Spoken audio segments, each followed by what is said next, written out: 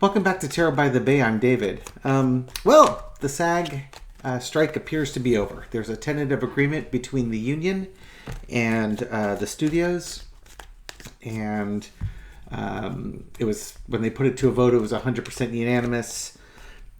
I don't know what's left to do, but it looks like it's all over except the shouting. So that's good. Good news. I want to throw on that just quickly to see how the actors fared in the negotiations here. Fran Dresser was basically saying that she thought they got a very good deal out of it. And one of the big fights, apparently, interestingly enough, was the use of, they're concerned about AI, but also scanning dead actors and actresses and using them after they passed in movies. Kind of like what Star Wars has done with Carrie Fisher and oh, good Lord. He was one of the commanders early on. Peter Cushing. Peter Cushing? Yeah, I think it was Peter Cushing. Both had been passed when they were CGI'd. All right, so what do we got? Celebration. Celebrate good times. I think the SAG actors, I don't think they were going for the throat. They were just going for their futures. And they got what they needed. And time to celebrate. Crossed, they showed strength and unity, and they waited out the studios. The studios wanted to settle now because they could still salvage the television season. And the other bit I was reading on this article was, movie theaters got hit hard with COVID, and they haven't recovered. And if you keep, the actors out and such, you're not going to have movies out, and people are going to be even less inclined to go to movie theaters. So the actors basically managed to wait out the studio. This was supported by other unions, including the Teamsters, coming in and supporting the strike. So Kim, at Two of You, saw the little guy winning a lot of battles, a lot of union type strikes, and this is yet another one, like the auto workers coming in. Underneath is the Page of Cups. Yeah, there's just new weirdness that they have to deal with, that both the studios and the actors have to deal with. AI, the ability to take dead actors and have them in movies after they've passed. It's amazing technology. But, we want new actors coming through and cycling through. We don't want to just have the computer generate stuff like that. In the past, the Two of Swords, there might have been times where the union really considered whether or not they should give up the fight or carry on. I'm glad they chose to carry on with it. I mean, they came to a decision, and the decision was eventually to agree on it. I suppose they could have rejected this last deal and held out longer, but I don't know if it would have gotten any better, and their people might have suffered. So I think this was a good compromise on their part. The studios have made a lot of money, and they've made money in the recent past with AI and stuff like that. Again, I think in the previous example I gave was in the Scarlett Johansson movie, Black Widow. She was supposed to get some percentage of the movie grosses, but they went to the theater and they streamed it at the same time, which really depressed the movie grosses because people could rent it at home. And so she got hosed out of a bunch of money that she had to sue them for. So, the studios made some money on this one, but now it's time for them to share. But by sharing and being reasonable, everybody wins. And that's ultimately what we want. We want a healthy Hollywood. A lot of star power is in here. A lot of A-list actors joined the strike. From Meryl Streep to George Clooney and others supporting the strike, and that star power really helped it because Hollywood, you can ignore the D-list actors and the B-list actors, but if the A-list actors aren't working, you're not making any money. That's just going to be the way it is. Lesson to be learned, it's Hollywood. This is just stuff that they have to do in Hollywood. They'll have to do it again with contracts in the future. Hopefully the contracts in the future will be easier to negotiate because the technology that they're going through will now become a little bit more defined. You're not blazing new ground. In other words, you're just revisiting. But they're going to have to keep on top of technology for future contracts.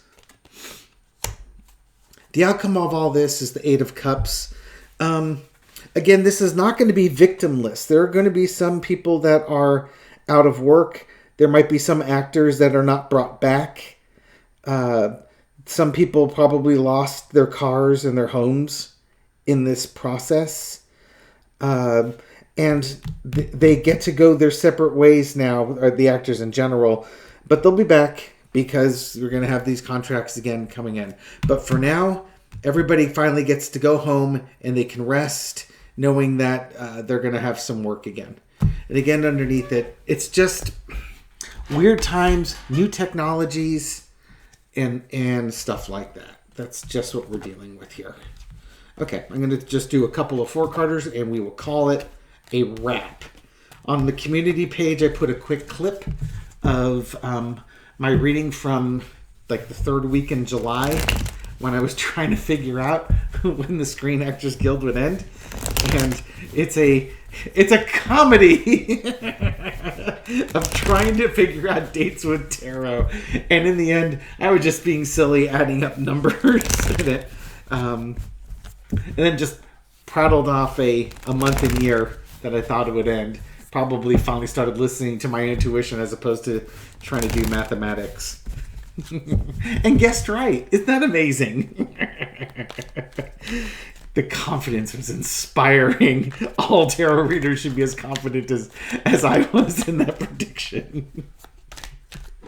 Okay. Enough. All right. How did the actors feel about this deal? I think they felt like they've held on to their core principles, and they didn't have to give up too much to the studios. It got the star power. There's going to be, the stars were in support of, it's not only in support of the actors, but also the writers too, because the writers got their deal. And I think that was the key thing. The key thing was the Screen Actors Guild coming in to help with the writers, and the stars really coming in to push the envelope here. And God, that Page of Cups, because of all the weird stuff that can happen again with AI and all the stuff that they can do with computers now is just amazing. And you never know what's going to come up next. So they have to stay. What this is I think they're happy with it, but they also know they have to stay on top of the contracts. They have to stay on top of the technology to protect themselves and their way of doing things. They're vulnerable. Really, the take-home point is they are vulnerable. But if they stick together from top to bottom and keep on top of the technology, they should be all right. They should be all right. How about the studios? How do the studios feel about the cards? Are all of a sudden the cards didn't like the studios. They stopped shuffling. They're insulted. How did the studio feel that they came out of this deal? How did the film studios feel they came out? We're a long way from the 30s and 40s where they really did rule everything. How do the studios feel? They got a little, they gave up a little. I think the studios are being a little bit unreasonable with it. Maybe they even thought they got a better deal out of it than they really did. They're not quite grounded here. Let's see. Got future plannings of things to do. Page of Swords, the World card.